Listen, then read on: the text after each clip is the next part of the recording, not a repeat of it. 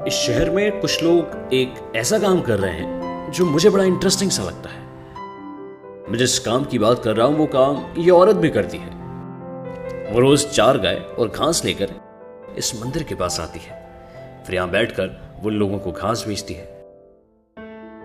क्योंकि गाय को पवित्र और उसे घास खिलाना पुण्य का काम माना जाता है, बहुत सारे लोग औरत से थोड़ा सा घास खरीदते हैं और बाजू में खड़ी इन गायों को खिलाते हैं। अब अगर आप ध्यान से सोचें तो यह औरत का काम एक बेहतरीन बिजनेस मॉडल है। 4 गाय उसकी है, घास भी उसका है और गायों को घास खिलाने की जिम्मेदारी भी उसी की है, लेकिन वो अपना काम दूसरों से करवा रही है और ऊपर से पैसे भी कमा रही है। इन गायों से मिलने वाले दूध से भी उसी का फायदा होता है। तो बड़ी समझदारी से उसने अपनी जिम्मेदारी को पैसे कमाने के एक तरीके में तब्दील कर दिया है। अब ऐसा भी नहीं कह सकते कि वो लोगों को बेवकूफ बना रही है। लोग घास खरीदकर गायों को खिलाने के लिए राजी हैं क्योंकि मुंबई जैसे महानगर में उन्हें यह पुण्य का काम करने को मिल रहा है। लोग पुण्य कमाकर खुश हैं और ये औरत कुछ पैसे कमाकर। It's mutual benefit.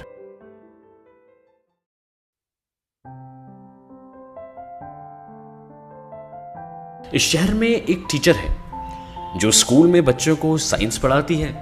स्कूल के बाद वो थोड़ा सा वक्त मुंबई के रास्तों पर रहते इन बच्चों के साथ भी बिताती है।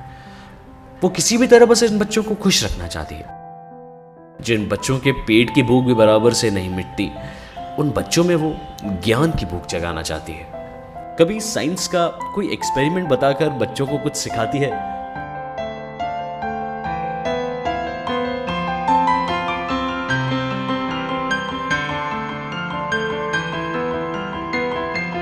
तो कभी कुछ नया दिखाकर उन्हें हंसाती है।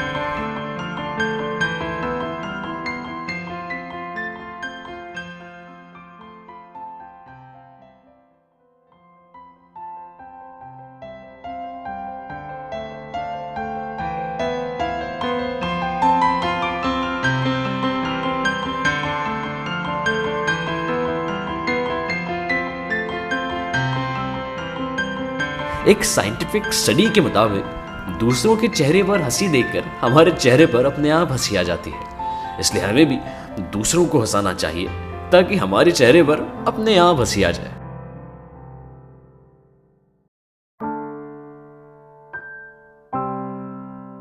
इस शहर में एक आदमी है जो सामने तो नहीं आना चाहता, लेकिन इन चेहरों में एक चेहरा उसका भी है। वो रोज लोकल ट्रेन में अप डाउन कर काम पे जाता है। लोग भीड़ से परेशान हैं पर वो नहीं, बल्कि वो तो इस भीड़ में बहुत खुश रहता है। लेकिन उसकी खुशी के पीछे भी एक कहानी है। कहानी कुछ ऐसी है, वो जिस गांव से मुंबई आया है वह आज भी लोग उसकी जाति को अछूत मानते हैं। 27 साल से उसने अपने गांव में एक अछूत आदमी की तरह जिंदगी बिताई है। गांव में लोग उससे दूर रहते थे और मानसिक तौर पर उसे भी लोगों से दूर रहने की आदत सी हो गई थी। कुछ काम की तलाश में जब वो मुंबई आया तो उसने जाना कि यहाँ तो लोग भीड़ में चलते चलते उसे छू जाते हैं, टकरा जाते हैं, कोई परवाह ही नहीं करता। शुरू में उसे बड़ा अजीब लगता था। आदत से मजबूर उसने यहाँ भी लोगों से दूर रहने की कोशिश की थी ताकि कोई उसे या वो किसी और को गलती से छू ना ले। लेकिन जब हालात ही ऐसे हों,